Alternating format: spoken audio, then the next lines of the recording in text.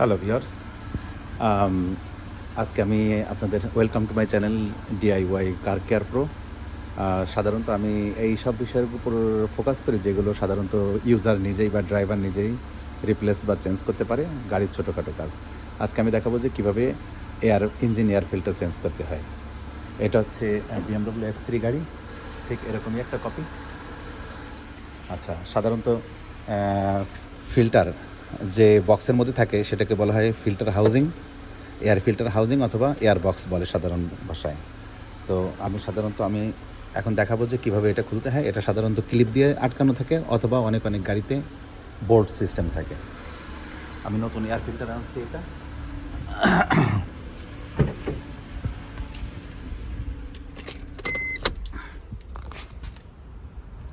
এই ক্লিপগুলো সাধারণত এই গাড়ির চাবি দিয়েই খোলা যায়। আমি দেখাচ্ছি কীভাবে খুলতে হয়। এটা খুললাম, টান দিলেই খোলা যায়। এই পাশে আরেকটা আছে ছোট্ট, এই চারটে খোলা গেল। এখন এয়ার বক্সটা উঠালাম। এয়ার বক্সটা ওঠানোর পরে এই যে পিছনে পুরনো এয়ার ফিল্টার হাউজিং, এই হাউজিংয়ের ভিতরে পুরনো এয়ার ফিল্টারটা এখন বের করব। বের করলাম।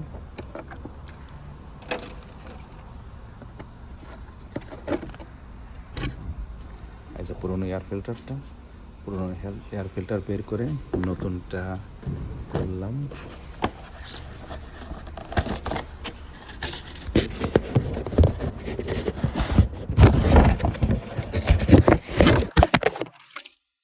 সাধারণত বিএমডব্লিউর জন্য এই ম্যান এয়ার ফিল্টার সবচেয়ে ভালো, রেপুটেড। আচ্ছা, এখন আমি এইটা লাগাবো। এয়ার বক্সের মধ্যে ঢোকাই দিয়ে সুন্দরভাবে দেখলাম যে কোনো জায়গায় কোনো লুজ ফিটিং আছে কিনা।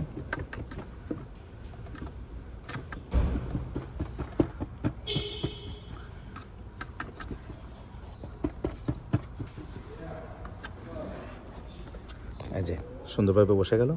এখন আমি এয়ার বক্সটা লাগাই। একটু নাড়াচাড়া দিতে হবে, একটু উইগল করতে হবে যেন সব জায়গায় ঠিকঠাক মতো লাগে। এবার ক্লিপগুলো লাগাই দিই।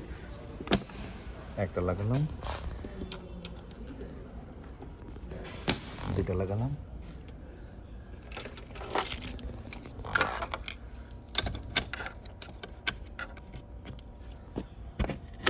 তিনটা, আর এই চারটা।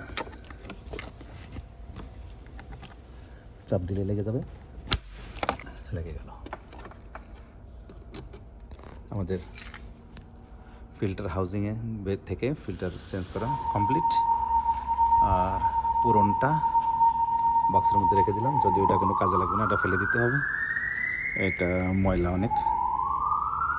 আমাদের দেশে, বাংলাদেশে সাধারণত এগুলো বাতাস দিয়ে পরিষ্কার করে আবার ইউজ করে, তবে আমরা এখানে কানাডাতে এগুলো করি না।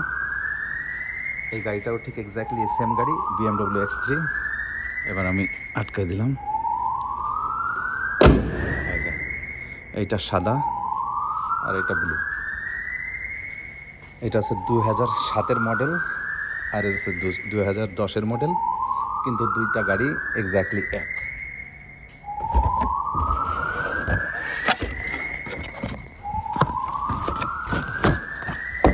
তাহলে সবাই ভালো থাকবেন, ধন্যবাদ, খোদা হাফেজ।